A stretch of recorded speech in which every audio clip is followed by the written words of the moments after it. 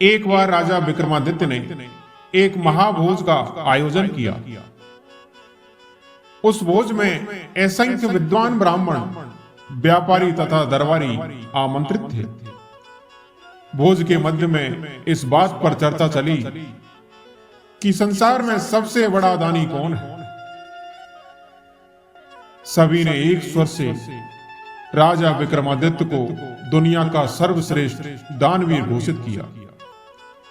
राजा विक्रमादित्य लोगों के भाव देख रहे थे। तभी उनकी नजर एक ब्राह्मण पर पड़ी जो अपनी राय नहीं दे रहा था, लेकिन उसके चेहरे के भाव से स्पष्ट प्रतीत होता था कि वह सभी लोगों के विचार से सहमत नहीं है। राजा विक्रमादित्य ने उससे उसकी चुप्पी का मतलब पूछा तो वह डरते हुए बोला कि सबसे अलग राय देने पर कौन उसकी बात सुनेगा। राजा विक्रमादित्य ने उसका विचार पूछा तो वह बोला कि वह असमंजस की स्थिति में पड़ा हुआ है। अगर वह सच नहीं बताता तो उसे झूठ का पाप लगता है, और सच बोलने की स्थिति में उसे डर है कि राजा का कोप भाजन बनना पड़ेगा। जब राजा विक्रमादित्य की जिज्ञासा और बढ़ गई, उन्होंने उसकी स्पष्टवादिता की भूरी भूरी प्रशंसा की तथा उसे निर्भय होकर अपनी बात कहने को कहा। तब उसने कहा कि महाराज, विक्रमादित्य बहुत बड़े दानी हैं। यह बात सत्य है, पर इस भूगोल पर सबसे बड़े दानी नहीं। यह सुनते ही सब चौंक उठे। सबने विस्मित होकर पूछा, क्या ऐसा हो सकता है? उस पर उस ब्राह्मण ने कहा कि समुद्र पार एक राज्य है जहां का राजा कीर्तिध्वज जब तक 1,00,000 स्वर्ण मुद्राएं प्रतिदिन दान नहीं करता, तब तक अन्न जल भी ग्रहण नहीं करता। अगर यह बात असत्य प्रमाणित होती है तो वह ब्राह्मण कोई भी दंड पाने को तैयार था।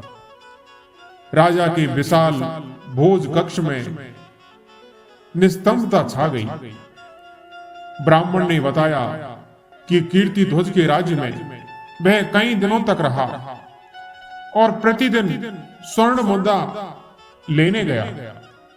सचमुच ही कीर्तिध्वज 1,00,000 स्वर्ण मुद्राएं दान करके ही भोजन ग्रहण करता है। यही कारण है कि भोज में उपस्थित सारे लोगों की हां में हां उसने नहीं मिलाई। राजा विक्रमादित्य ब्राह्मण की स्पष्टवादिता से बहुत प्रसन्न हुए और उन्होंने उसे पारितोषित करके देकर सादर विदा किया।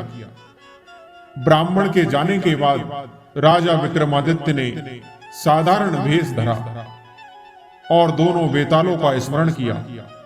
जब दोनों बेताल उपस्थित हुए तो उन्होंने उन्हें समुद्र पार राजा कीर्तिध्वज के राज्य में पहुंचा देने को कहा। बेतालों ने पलक झपकते ही उन्हें वहां पहुंचा दिया।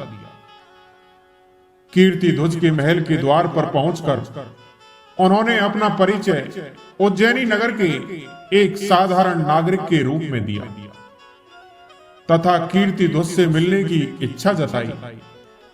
कुछ समय बाद जब वे कीर्तिध्वज के सामने उपस्थित हुए तो उन्होंने उसके यहां नौकरी की मांग की। राजा कीर्तिध्वज ने जब पूछा कि वे कौन सा काम कर सकते हैं तो उन्होंने कहा, जो कोई नहीं कर सकता वह काम वे कर दिखाएंगे।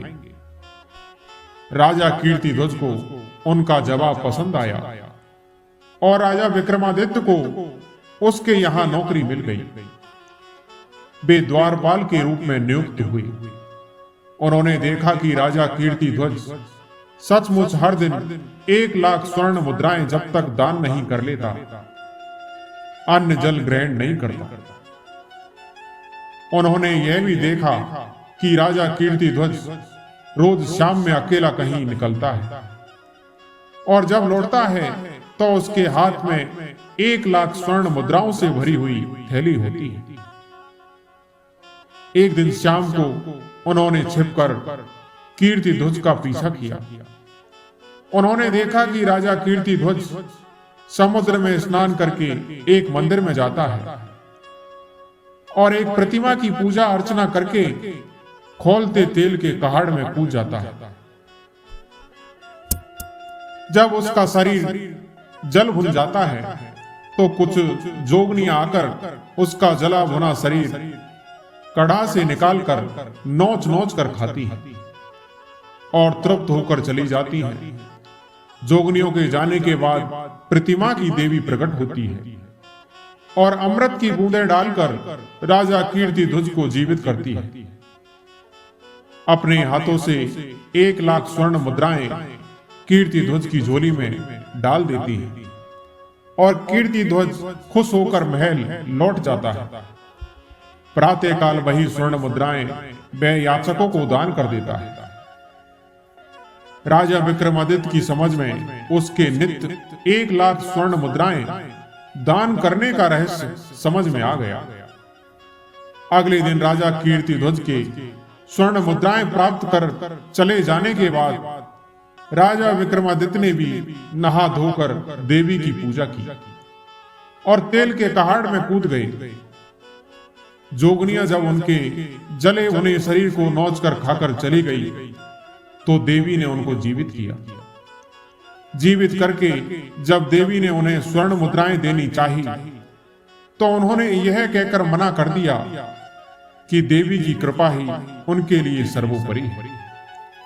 यह क्रिया उन्होंने 7 बार दोहराई। 7वीं बार देवी ने उनसे बस करने को कहा तथा उनसे कुछ भी मांग लेने को कहा। राजा विक्रमादित्य इसी अवसर की ताक में थे। उन्होंने देवी से वह थैली ही मांग ली जिससे स्वर्ण मुद्राएं निकलती थी। जो ही देवी ने वह थैली उन्हें सौंपी, एक चमत्कार हुआ। मंदिर, प्रतिमा, सब कुछ गायब हो गया। अब दूर तक केवल समुद्र तट दिखता था। दूसरे दिन जब कीर्तिध्वज वहां आया तो बहुत निराश हुआ। उसका वर्षों का 1,00,000 स्वर्ण मुद्राएं दान करने का नियम टूट गया। अन्न जल त्याग कर अपने कक्ष में असहाय पड़ा रहा। उसका शरीर क्षीण होने लगा। जब उसकी हालत बहुत अधिक बिगड़ने लगी तो राजा विक्रमादित्य उनके पास गए और उनकी उदासी का कारण जानना चाहा।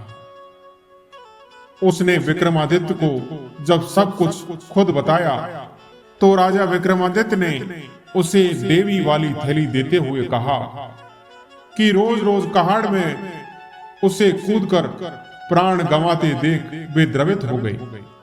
इसलिए उन्होंने देवी से वह थैली ही सदा के लिए प्राप्त कर ली। वह थैली राजा कीर्तिध्वज को देकर उन्होंने उस वचन की भी रक्षा कर ली जो देकर उन्हें कीर्तिध्वज के दरबार में नौकरी मिली थी। उन्होंने सचमुच वही काम कर दिखाया जो कोई भी नहीं कर सकता। राजा कीर्तिध्वज ने उनका परिचय पाकर उन्हें सीने से लगाते हुए कहा कि वे सचमुच इस धरा पर सर्वश्रेष्ठ दानवीर हैं, क्योंकि उन्होंने इतनी कठिनाई के बाद प्राप्त स्वर्ण मुद्रा प्रदान करने वाली थैली ही बेझिझक दान कर डाली जैसे कोई तुच्छ चीज हो। दोस्तों, मैं आशा करता हूं ये कहानी आपको पसंद आई होगी। कहानी पसंद आई हो तो हमारे वीडियो को लाइक और सब्सक्राइब जरूर करें। धन्यवाद।